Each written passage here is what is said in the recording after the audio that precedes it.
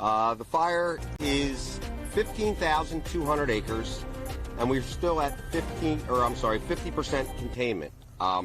Today's work included securing our control lines and our containment lines. We did that with 10 engines from the Forest Fire Service, along with some bulldozers and water tenders. We also had the privilege of having 2 Black Hawk helicopters here from the National Guard. They were assisting our aerial forces. So, again, kudos to the Air National Guard. Thank you for all your support. As it stands now, we have 4 structures still threatened. Those structures are on the other side of Wells Mills Road, and they are out in the forest. We have resources out there continuing to monitor the process of the fire and the progress, and hopefully sometime tomorrow they will no longer be threatened.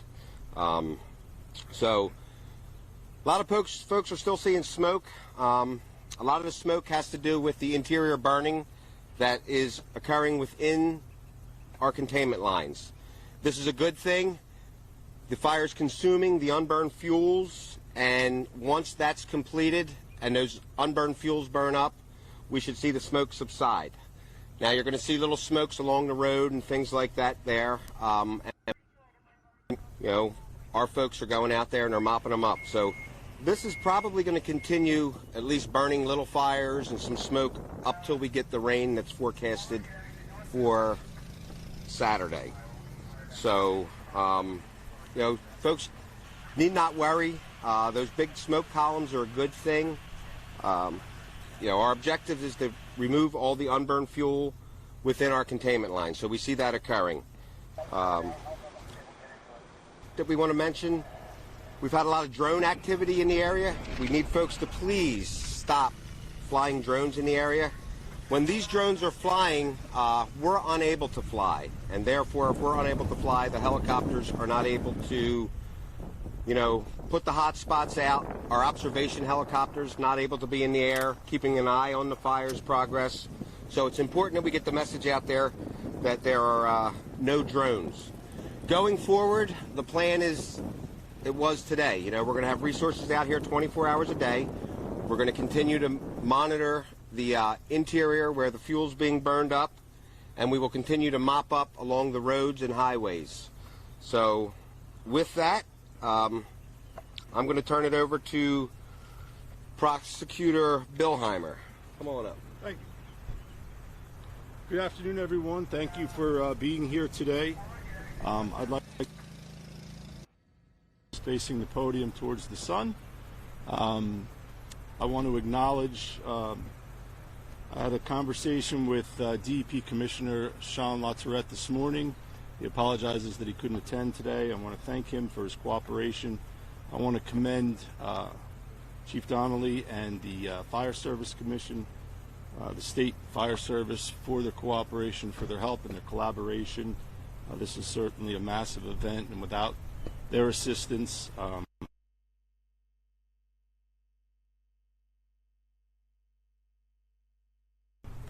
the Ocean County Sheriff's Office, the New Jersey State Police, the Ocean County Sheriff's Office Crime Scene Investigation Unit, all of our local police departments, specifically Waretown, Chief Rogalski, that's Ocean Township for those of you that are not familiar.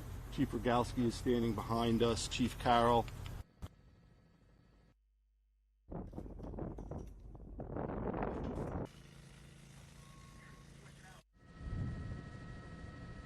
For their diligent help. I want to acknowledge our Ocean County Prosecutor's Office Major Crime Unit, our Arson Environmental Squad, who have worked closely with detectives from Waretown to arrest an individual, as you're all aware. We have made an arrest. We'll get to that in a minute. I just want to acknowledge all the people to bring this defendant to justice. I want to thank all of our EMS, all of our fire service personnel, all of our volunteers that have been out here working tirelessly to keep our residents safe. The patience of the community, I want to thank everyone that was evacuated, those that lost power. It's been a trying 3 or 4 days, and our communities have responded all the local police departments that responded with mutual aid. I want to thank them for their assistance. It really makes Ocean County a special place. I want to thank the Ocean County Board of Commissioners for their support. They've been fantastic to us, and I know everybody wants to get to really the press release that was issued this morning, so we can do that now. I should probably start by saying this is an ongoing and active investigation, so there's some details that I will not be able to discuss here publicly, as we're still tying up some loose ends on this investigation. But we did arrest a 19-year-old young man from Waretown. His name is Joseph Kling. We believe he is the person responsible for starting this fire, and we intend to prosecute him to the fullest extent of the law. As for that, I'm sure you might have some questions. How did you identify him as a suspect? We used some investigative techniques.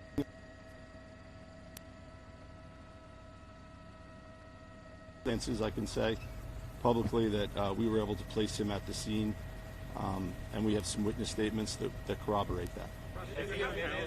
Can somebody go, like, who's in charge? How confident are you that this was intentionally set rather than an accidental starting of a fire, and how do you know that? Very confident. Has he admitted? I can't discuss that at this time. I'm sorry. Can you discuss his living circumstances? Whether He lives, he lives in a home. Mr. Prosecutor, there is a video out of him with a group of individuals suggesting it might have been that night. You can see a bonfire in the back. Is that from that event that night? We're in receipt of that video. We have that video. We're going to track it down, but we do not believe that it was from the night before the fire or the night of the fire. They're wearing, hoodies. It looks like it was a lot colder out, but we have a high-tech crime unit at the prosecutor's office. We're going to track that video down, and we'll be able to tell you in the future. Could you talk about the origin of the fire? Why don't we just go from left to right? Maybe somebody could. Oh, we have more people. We're not even doing questions yet. I started too soon. We have more people that are going to speak, and we'll get to you. I'm sorry, I overstepped. Who am I supposed to introduce? Lacey Township Mayor. Lacey Township Mayor. Come on up. Waretown Mayor.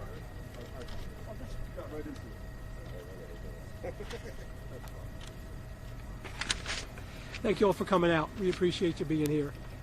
On behalf of myself and the entire Township Committee of Waretown, Township of Ocean, we extend our deepest gratitude and heartfelt thanks to everyone who responded to the Jones Fire incident.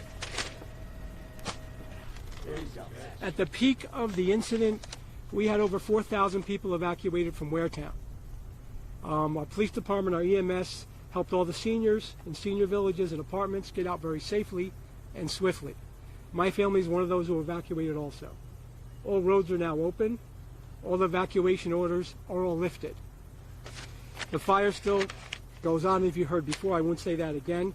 We're grateful to our dedicated first responders here in our township, as well as the neighboring communities and partners. Our state, local, and county partners, we're very grateful for all their assistance. Police departments, fire companies, first aid squads, dispatchers, New Jersey Forest Fire Service, Ocean County, and state agencies, as well as many others. I'd like to acknowledge our Chief, Michael Rogowski, Ocean County Prosecutor Bradley Billmeyer, New Jersey Department of Environmental Protection Commission Sean LaTourette, and their departments on their thorough and extensive investigation and apprehension of the arsonist in the Jones Road fire. Again, on behalf of myself and all the residents of Waretown, please accept our sincere appreciation for everyone's services who helped our town out. We acknowledge your continued support regarding the Jones Road fire. On a personal note, I'd also like to thank our clerk and administrator, Diana Ambrosio, for her tireless efforts in helping us through this event, as well as our Chief Rogowski. Thank you. Don't ask me questions. Yeah. All right, Lacey Township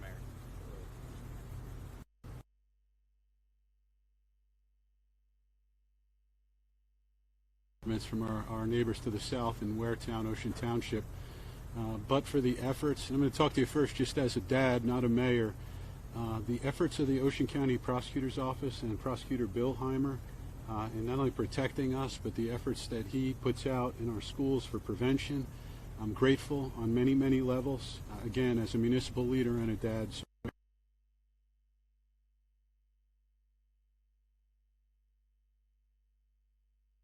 Lacey Township has been nothing short of stellar.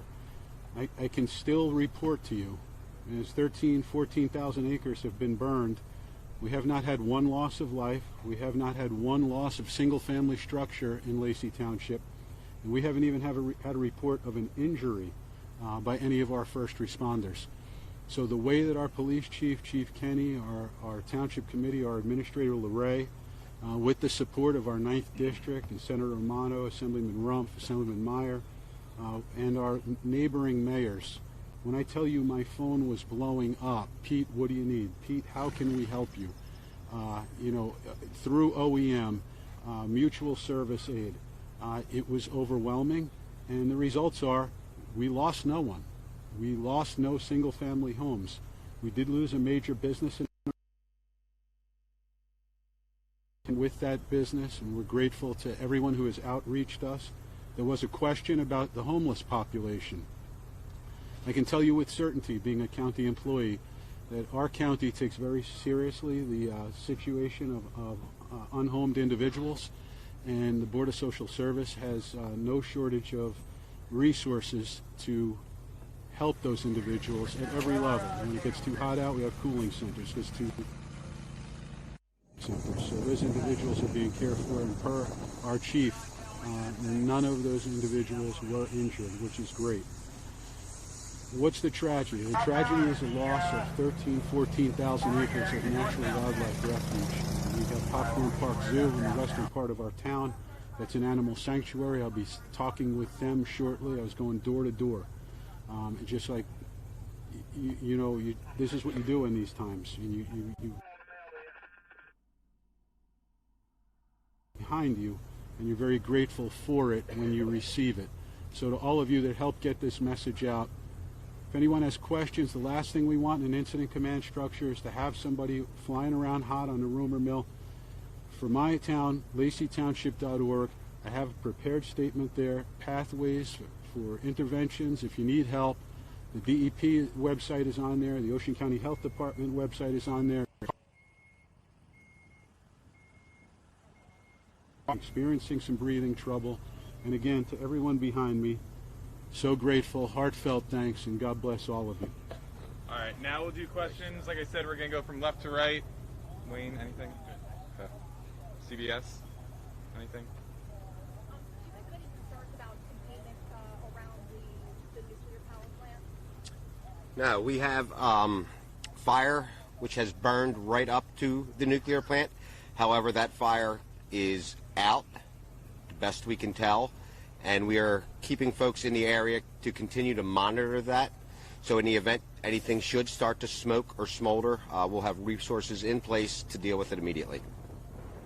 All right, going down the line. Trish?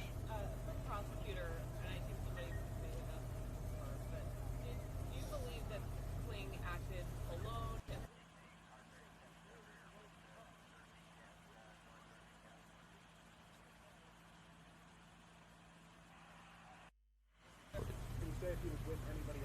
I can't say at this time. I'm sorry, and I don't want to keep repeating it, but I don't want to compromise the hard work of the men and women behind me and the integrity of investigation at this time. We're still going to go left to right, so we already went left. We're going left again. Check on the story, but you said that you're very confident that you set this intentionally. Is there a motive behind why he would do something like that? I'm not prepared to discuss a motive at this time, nor does the state have to prove what the motive is. We can just confidently say that we think the fire was set intentionally. Prosecutor, We're all the way to the right now. That means we're all done. News 12 Who's is next. who's in charge of this? Reference the video you're in receipt of, do you know that Kling is the one seen in the video?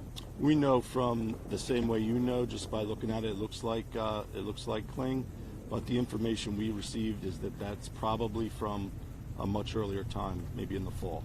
And for the thousands who were inconvenienced by this, power outages, frightened, they had to evacuate, is there a message to them now that you are accusing somebody of doing this on purpose and inconveniencing thousands? Is there a message to them? Absolutely. I want to thank them for their patience, and I can tell you that I was one of the thousands without power.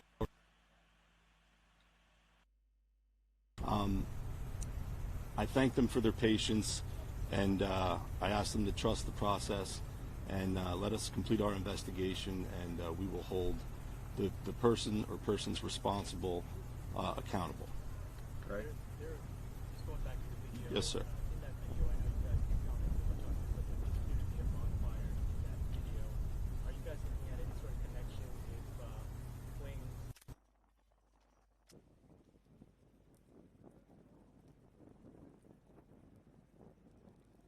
There's a bunch of people in that video. We're going to work to identify those people, get a time and date on that video, and our high-tech crime unit is already working on that. Is the area where the fire is believed to have started, is it open to the public? Well, the forest is technically not. I mean, it's a public land, I guess you would say. True, but it's dusk till dawn, so Yeah. nobody should be back there in the dark Yeah, on Fish and Wildlife property. there you go. All right, so I think we still got to go this way. So, one big charge, it's just an aggravated arson and arson. Are there any degrees to that, or is there something in New Jersey law that says it's just arson or it's just... No, that's a good question. The first charge is aggravated arson. That's a second-degree crime punishable by up to 10 years in prison. The second charge is just a straight arson. That's a third-degree crime punishable by 3 to 5 years in prison. Going into. Sorry. I'm sorry. I'm sorry. Oh, that's okay. Thank you. Back to the left. There we go. We should finish the left. With regard to where he lives and the location of the fire, can you talk about the distance from his home to where, how deep into the forest the fire was actually set? The fire wasn't set. I can't talk about the relation to where he lives. I can tell you that he did live in a home. His parents live in the home as well. But the fire was not set that far back into the forest.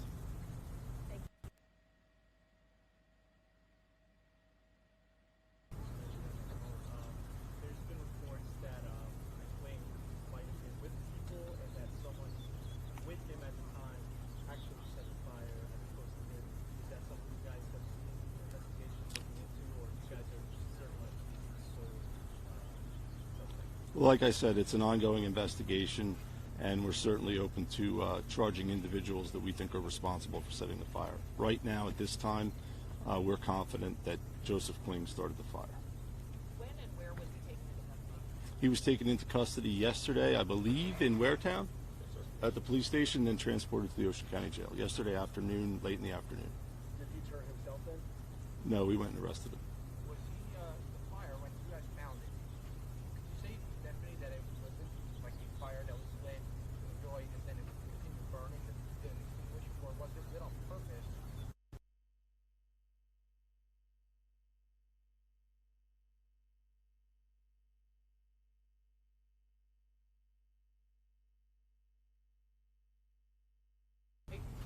Prosecutor, The fire was 35 acres in size when it started. Well, that's not true. When it started, the fire was about that big, I'm sure. So what I'm saying- And then it went undetected for... Once the state put out a message that we are the fire, and then I believe it's one of the first messages is about 35, it's about 15,000. Is there a way, or looking back, obviously it's 2020, but is there a way to look back and be like, is there something we could have done differently? Do you think that stuff was just happening quickly? Why did Who's it we? get from hundreds of acres to thousands? Well, the fire behavior on that particular day, following the fire being started, became very chaotic. You'll notice the winds started to blow, humidity was down, so the fire began to rapidly spread. And for those of you who weren't here yesterday, New Jersey has some of the most volatile wildland fuels in the country. So once a fire like that gets established, there's no actual catching it, if you will. You try to head it off at the pass, and we do that with some backfiring and trying to build a containment line ahead of it. And we just could not get far enough ahead of this that we were able to actually keep it in check. So the Forest Fire Service, us, you, me, there was nothing else we could do. That fire, we did everything we possibly could to try to stop that fire. And that fire only stopped when it was good and ready. And we saw that. It ended on the other side of, east side of Route 9. And that's basically because it ran into some water. prosecutor, I think had an arrest so quickly. in a fire this large. Could you give us just a high-level explanation of some of the technology that might be behind some of this investigation, and maybe what the fire origin scene looked like to the eye? I can't speak to the fire origin scene. I'll leave that to the experts and our arson detectives that were out there, and of course the State Fire Service. The first part of your question was?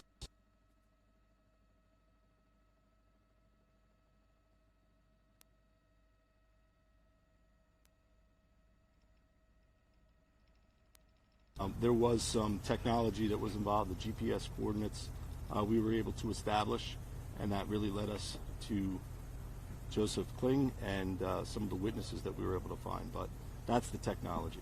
I can't go into it much further, though. But I appreciate the question. It's a good question. We've done the left. I was just going to ask you, with regard to the fire, you looked when the fire started that it was going to move east. Right. You know, and I could see it coming from where I was. What made the fire go north? What towards Lacey County? That's a question Well, for you, Chief. that most of that is dependent on the fuel load, but specifically the wind direction. You know, once a fire gets established and starts to burn, that it was, believe it or not, a fire like that starts to create its own weather, you know, through convection. And as that fire goes up, it pulls air in from underneath and just explosion, if you will. So at that point, it goes in almost a 360-degree angle. So with that being said, you know, our folks were trying to come down this road, and we had a couple spots, you know, because you have to stay with this fire the whole time we're moving along, trying to keep up with it. And we just weren't able to keep up with it that day because of just how erratic the fire behavior was. We were able to see video of a state fire truck being driven away on a tow truck. Was there damage to state property, fire trucks, or other? Yes, we had you know, quite a few of our trucks were damaged, believe it or not. The fire's hot, and our guys are right there, guys and girls are right there, right next to the fire, doing everything they can to put it out or knock it down, slow it up. So our trucks take abuse during these type of events. We put on fire. We melted some door panels, our door stickers. We melted some mirrors, cracked some glass. So, you know, the trucks take a lot of abuse, but that's what we design them for. That's those guys' lifeline. They know how to use them, and occasionally that kind of stuff happens. So there were no injuries associated with those events? Not that I'm aware of, no. No injuries to any first responders, any members of the Forest Fire Service. The ones who were lucky they didn't get injured were the police officers out there dodging traffic, because that was a pretty crazy environment out there. So those are the guys that needed to keep their head on a swivel, that's for sure. No more, probably know what you're going to say, but apologies if you answered this already. Don't want to get into the semantics of it, but are you saying he intentionally set the fire to start a wildfire, or he intentionally set it to be a bonfire? I didn't say he intentionally set it to be a wildfire. I said we're confident that he intentionally set a fire, to be clear. Set a fire? Correct. Okay. So you're not saying you're not saying the motive, you're just saying that he did it, or he started the fire. We know that he started the fire. Gotcha. We're confident in that. Prosecutors, is there a message here to anyone else who might be using the Pine Barrens here? Absolutely. It's, you know, obviously it's a lot of fuel out there. What's the message in this arrest? The message in this arrest, and the message for everybody, and instead of going on social media and looking at these videos of a bonfire from maybe 2 or 3 months ago, is to have a conversation with your kids that starting a fire out in the woods when the conditions are dry and in the forest could lead to widespread damage, loss of life, loss of property, and potentially criminal charges. It's a very dangerous thing, and you know, we were taught as kids not to play with fire, but starting a fire in a forest is such a dangerous thing. And all these men and women behind me, all the ones that are still out there working on this fire, you're putting their lives at risk. You know, and it's a very dangerous thing, and it'll be taken very seriously, not just in Ocean County, but in any jurisdiction in New Jersey. Oh, so close. Anyone else for the back that up? The evacuation was chaotic, and there were standstill traps on the line. Obviously, the park was shut down.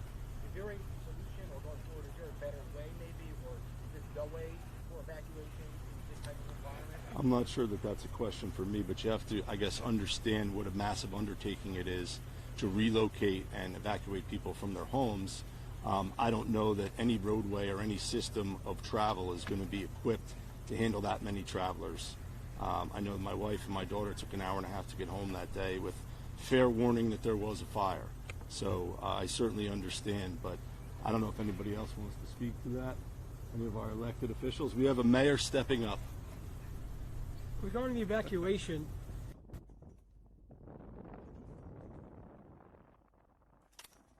people, Route 9 closed both ways, Parkway closed both ways.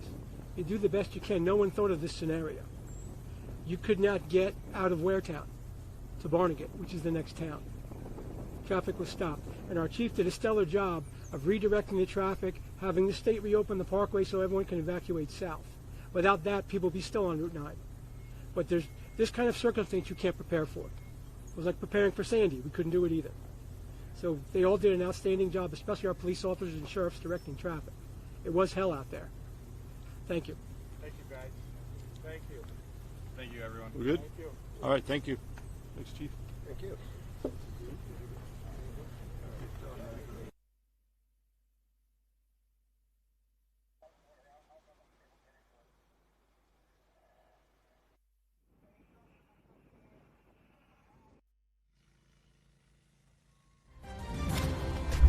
This has been Breaking